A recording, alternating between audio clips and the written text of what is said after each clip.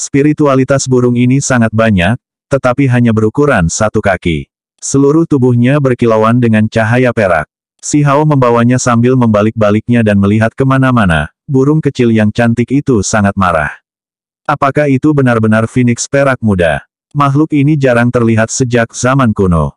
Jika itu nyata, maka itu mungkin memicu keributan besar. Tak satu pun dari sekte besar akan bisa duduk diam. Itu adalah salah satu teknik berharga yang tak tertandingi, teknik misterius Phoenix sejati. Tingkat kemampuan surgawi ini sudah cukup untuk disebut tabu, sesuatu yang bahkan dirindukan oleh para raksasa dari alam yang lebih tinggi. Dia mengeluarkan murid ganda untuk hati-hati melihat tulang asli di tubuh burung muda ini. Pupil ganda bergerak, melepaskan cahaya yang tidak teratur. Itu sebenarnya tidak dapat melihat melalui burung muda ini. Ada nyala cahaya perak di sekitar tubuhnya yang terus menyala, menghalangi segala sesuatu dari dunia luar.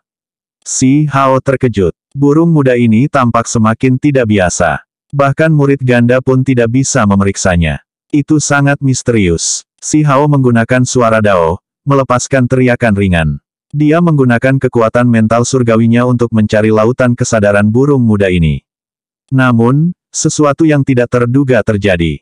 Dia dihentikan lagi. Jika dia dengan paksa mencarinya, kemungkinan besar akan menghancurkan tubuh burung muda ini. Baiklah, kurasa aku harus dengan enggan membesarkanmu di sisiku. Dia mulai tertawa. Jika ini benar-benar Silver Phoenix, maka itu akan sangat menakjubkan. Burung muda itu sangat sedih karena merajuk. Kamu belum punya nama. Biarkan aku berpikir. Burung merah besar, botak kedua, Blacky ketiga, giliranmu. Jadi aku harus memanggilmu apa? Si Hao berkata pada dirinya sendiri. Aku akan memanggilmu Whitey keempat saja agar cocok dengan yang lain, kata si Hao pada dirinya sendiri, namun burung itu sepertinya menolaknya. Baiklah, aku akan membuat pengecualian untukmu. Mulai hari ini, aku akan memanggilmu Silver. Si Hao mengangguk puas, merasa bahwa itu cocok dengan burung yang berkedip-kedip dengan cahaya perak ini. Banyak pembudidaya melakukan perjalanan ke tempat ini. Yu Chan, anak petir, Teng Yi, Zhengu dan yang lainnya semuanya bersilang tangan dengan yang lain, meninggalkan pencapaian pertempuran yang menakutkan dan menciptakan keributan. Namun, tidak peduli bagaimana mereka mencari, mereka tidak dapat menemukan wanita berambut perak itu. Akibatnya, mereka mengundang seorang ahli ramalan yang sangat terkenal, memintanya untuk membuat ramalan dan menyimpulkan apakah wanita berambut perak itu masih di sini, apakah dia melarikan diri atau tidak. Selama beberapa hari berikutnya, suasana semakin tegang. Selama periode waktu ini, Silver ingin menyelinap pergi beberapa kali, tetapi pada akhirnya, itu selalu diangkat dan dibawa kembali. Perjuangannya sia-sia. Tidak ada cara baginya untuk melarikan diri. Selama upaya terakhirnya, ia melarikan diri keluar desa Vermilion, tetapi kebetulan menghadapi pertempuran antara anak petir dan individu kuat lainnya. Si Hao mengungkapkan ekspresi kaget. Dia menopang dagunya sambil melihat ke atas, membuat seluruh tubuh Silver tidak nyaman. Bagaimana jika orang lain menemukan Anda? Biarkan saya membantu Anda mengubah penampilan Anda untuk menghindari memprovokasi bencana, kata si Hao pada dirinya sendiri. Pada awalnya, ketika Silver mendengar kata-kata ini, dia mengedipkan matanya yang besar, merasa bahwa ini adalah sesuatu yang dia setujui, namun, yang terjadi selanjutnya adalah pembalasan yang intens, karena si Hao mengeluarkan sepasang gunting tulang, mulai menyerang tubuhnya secara acak. Bulu terbang kemana-mana, meninggalkan hamparan perak di tanah.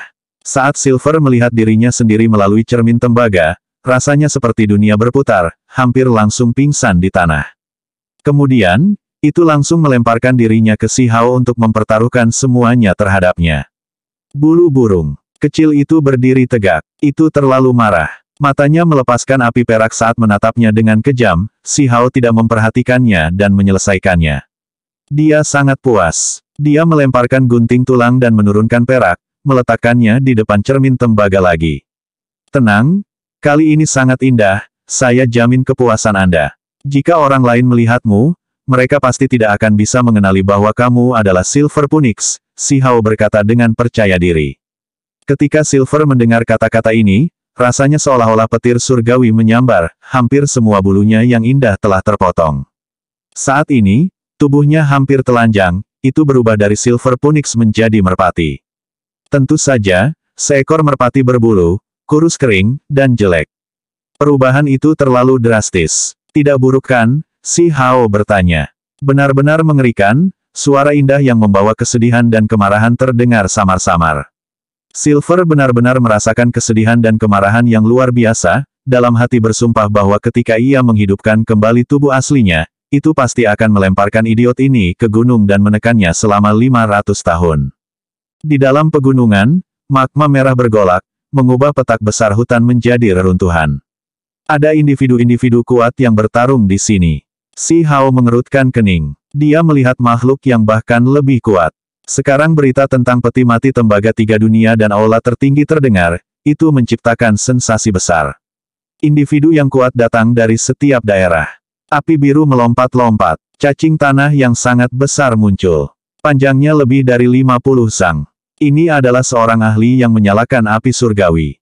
Begitu muncul, itu langsung menyerang anak muda yang hebat dari Istana Abadi. Pembunuhan para jenius di alam yang lebih tinggi adalah hal yang biasa terlihat. Jika kekuatan yang berbeda berdiri bertentangan, mereka pasti tidak akan membiarkan generasi muda jenius mereka menjadi dewasa dengan tenang. Ini adalah kultivator longgar dan bukan ahli super dari warisan apapun. Itu hanya menginginkan tombak kosong itu, dan itulah mengapa dia melakukan serangan diam-diam. Pewaris Istana Abadi menembus kehampaan. Dia benar-benar menghilang, menghindari serangan ahli ini. Anda berani bertindak secara acak, apakah Anda mengabaikan keberadaan saya? Seorang penatua muncul, tubuhnya terbungkus dalam api hitam. Dia mengulurkan tangan besar ke arah bumi yang besar. Penatua, tubuh utama Yu Chan muncul, memanggilnya. Ini adalah seorang ahli dari Sekte Mending Surga yang telah menyalakan api surgawinya, gerakannya sangat cepat dan ganas. Dia mengeluarkan manik surgawi yang memancarkan cahaya kuning tanah. Itu mengelilingi hutan pegunungan di bawah, membuat tubuh cacing tanah menjadi kaku, tidak bisa melarikan diri. Itu segera membuat cacing tanah kehilangan metode mobilitasnya. Kekosongan terbelah. Murid Istana Abadi muncul. Tombak kosong di tangannya diretas. Tombak itu membelah cacing tanah menjadi dua, dan kemudian dengan putaran yang ganas, itu membuat makhluk yang kuat itu pecah inci demi inci, berubah menjadi kabut berdarah. Segera setelah itu, beberapa makhluk kuat lainnya muncul di wilayah ini. Mereka semua adalah tokoh kuat dari berbagai sekte. Sebelum pergi, Si Hao mengunjungi desa Piton 100 Li. Dia melihat beberapa orang jahat yang disebutkan kakek ketiga dan diam-diam membunuh mereka, membantu desa Vermilion menangani beberapa dendam. Saya harus melompat keluar dari laut seperti ikan dan tidak lagi dibatasi. Aku ingin bergerak bebas di dunia ini tanpa bersembunyi dari siapapun, Si Hao berkata pada dirinya sendiri. Dia harus menjadi lebih kuat dan tidak seperti dia sekarang, merasakan ketakutan yang menahan seperti itu. Dia akan mengejar kekuasaan dan memperkuat dirinya sendiri. Dia sementara meninggalkan kekacauan ini. Bagaimanapun, Silver ada di sisinya. Dia tahu bahwa kesempatan alami yang besar secara alami akan beristirahat di tubuh Silver Phoenix ini. 2 hari kemudian, Si Hao dan Silver menghilang. Ketika mereka hendak meninggalkan Scholar Tree City, dia tiba-tiba merasa ada yang tidak beres. Ada kabut melingkar di depan yang cukup aneh. Dia sangat berhati-hati, ingin mengelilinginya. Namun, pada akhirnya, dia menemukan bahwa seluruh tempat itu seperti ini. Ini adalah formasi penyegelan yang hebat. Silver sangat gugup. Jelas bahwa ahli sekte besar bergegas ke sini dan menyegel tempat ini untuk menangkap wanita berambut perak itu. Dia membangunkan batu pemogokan surgawi. Mereka berdua menelitinya bersama dan menemukan jalan keluar. 2 hari kemudian, riak muncul di daerah berkabut, dan mereka diam-diam pergi.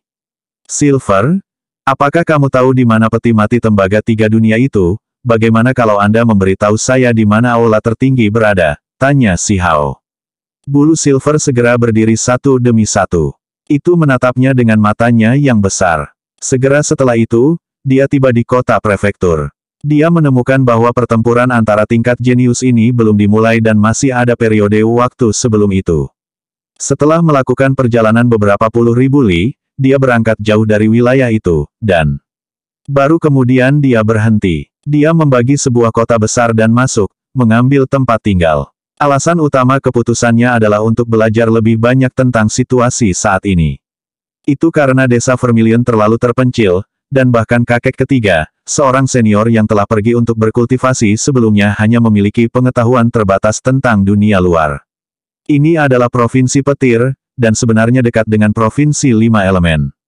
Si Hao merasa sulit untuk tenang. Selain kultivasi, ada satu hal penting lainnya yang ingin dia lakukan, yaitu mencari kakeknya. Provinsi 5 elemen adalah tempat gunung abadi berada. Kakek, kamu harus menjaga dirimu sendiri, si Hao berkata dengan lembut. Dia tidak khawatir tentang orang tuanya, karena dengan hubungan mereka dengan Qin Hao, gunung abadi akan berani bertindak secara acak. Hanya saja, Dewa Iblis Besar memasuki alam yang lebih tinggi secara tidak terduga, pergi melalui formasi transportasi gunung abadi. Meskipun Qin Clan selalu mengatakan bahwa gunung abadi alam yang lebih tinggi tidak mempersulit kakek 15 dan telah lama mengizinkannya pergi, si Hao masih khawatir. Meskipun mereka adalah provinsi tetangga, jarak antar provinsi masih terlalu jauh. Provinsi manapun di sini berkali-kali lebih besar daripada wilayah yang lebih rendah. Jika seseorang ingin melintasi provinsi dan menuju jarak, seseorang harus meminjam formasi transportasi dari beberapa kota besar. Si Hao membayar sepotong bahan berharga yang dibawanya dari alam bawah.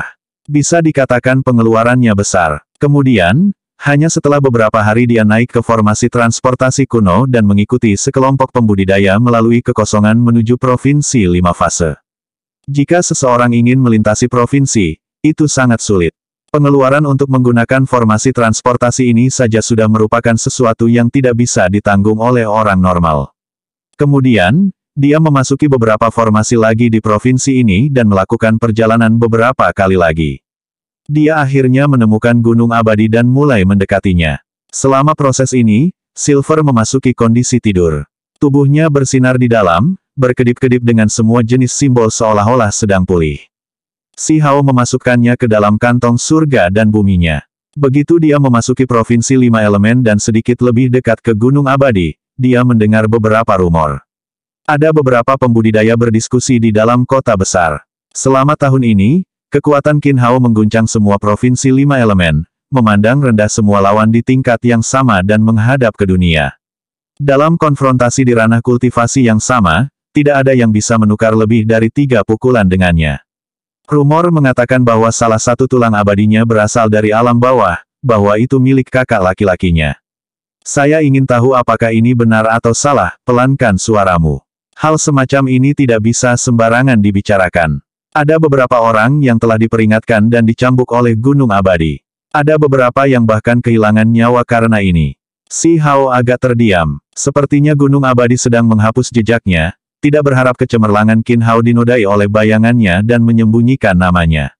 Harinya akan tiba ketika Anda akan menunjukkan kepada mereka semua dengan pencapaian terbesar.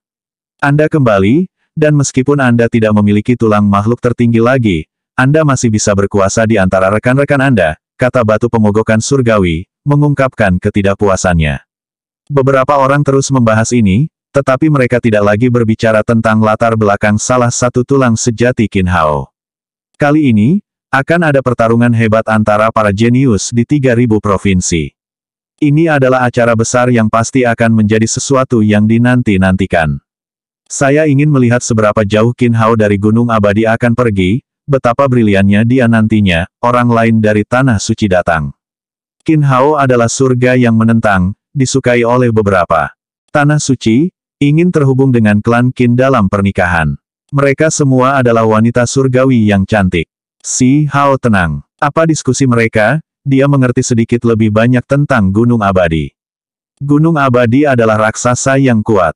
Provinsi ini jelas merupakan domain mereka. Meskipun si Hao ingin mengorek lebih banyak detail, dia harus bertindak hati-hati. Dia menggunakan waktu setengah bulan penuh, menggunakan semua jenis metode sebelum mendapatkan sedikit informasi berharga. Itu membuatnya sangat terguncang. Ketika seseorang berbicara tentang Gunung Abadi, mereka menyebut si Ziling. Ketika dia memasuki alam yang lebih tinggi, dia menimbulkan kekacauan besar, mendatangkan malapetaka di Gunung Abadi. Dia sangat marah. Rumor mengatakan bahwa dia berasal dari alam bawah, dan bahwa dia adalah ayah Qin Hao. Kalau bukan dia dan orang lain yang menimbulkan masalah, mereka pasti langsung dibunuh, kata seseorang melanjutkan penjelasannya. Si Hao mendengarkan tanpa menyela. Setelah si Ziling menyebabkan kekacauan di Gunung Abadi, beberapa orang menemaninya.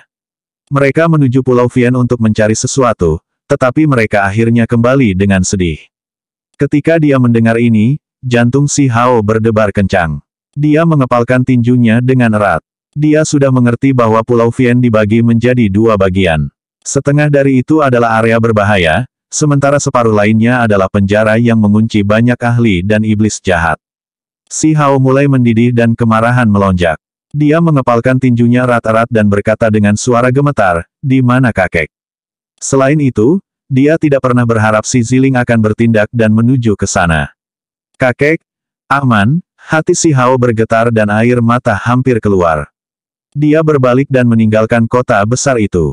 Dia berlari sendirian melewati pegunungan sambil mengaum dengan keras.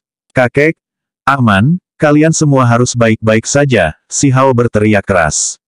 Darah di tubuhnya terbakar, dan dia tidak bisa mencegah air matanya mengalir. Dengan gigi terkatup, dia berkata, "Gunung Abadi, Klan Qin, aku belum selesai dengan kalian semua." Kakek 15 memiliki tempat khusus di hatinya. Meskipun mereka telah lama berpisah, dia seperti kepala desa batu Si Yunfeng, salah satu orang terpenting di hatinya. Dia tak tergantikan. Itu karena dia tahu bahwa kakeknya benar-benar baik padanya. Semua itu demi dia. "Kakek, di mana kamu?" Mata Si Hao mengalirkan air mata panas. Dia sangat khawatir. Dia merasakan kebencian yang luar biasa terhadap Gunung Abadi. "Saya tidak bisa menggunakan nama Si Hao sekarang. Mulai hari ini, saya akan dipanggil Huang Tian. Bahkan jika itu adalah alam yang lebih tinggi, saya masih akan bergerak tanpa hambatan. Aku harus cepat bangkit," Si Hao bersumpah. Dia berasal dari daerah gurun. Sebelumnya, dia menggunakan nama Hao Tian, dan sekarang dia datang ke alam yang lebih tinggi, dia memutuskan untuk menggunakan nama Huang Tian. Dia akan menyapu semua musuhnya. Meskipun Si Hao merasa tidak puas di dalam, dia masih merasa bahwa kakeknya sendiri harus hidup. Meskipun si Ziling tidak menemukannya dan akhirnya kecewa, dia tidak putus asa. Ini menjawab beberapa masalahnya. "Kakek, aman, kalian semua harus menjaga diri sendiri. Aku akan segera menemukan kalian semua," Si Hao bergumam sambil penuh emosi.